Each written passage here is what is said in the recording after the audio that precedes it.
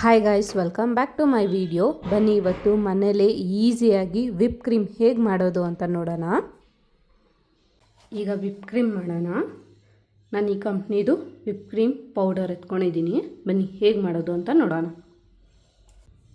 50 grams ಇದೆ, ಇದನ್ನ ಹಾಕ್ಕೊಳ್ಳೋಣ. 125 ml ಅಷ್ಟು ಕೂಲಾಗಿರೋ ಮಿಲ್ಕ್ ಹಾಕ್ಕೊಳ್ಳೋಣ. ಈಗ ಇದಕ್ಕೆ ಫ್ರಿಜ್ಜಾಗಿರೋ ಹಾಲು ಹಾಕ್ಕೊಳ್ಳೋಣ. ಕೂಲಾಗಿರ್ಬೇಕು ಹಾಲು, ಜಾಸ್ತಿ ಕೂಲಾಗಿರಬಾರ್ದು.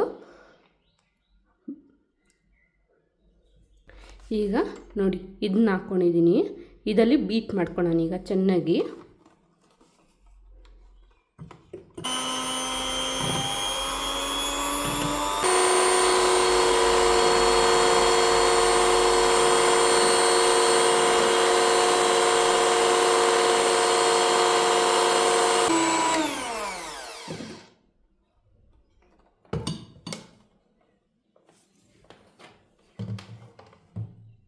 ನೋಡಿ, ಚೆನ್ನಾಗಿ ಬೀಟ್ ಆಗಿದೆ.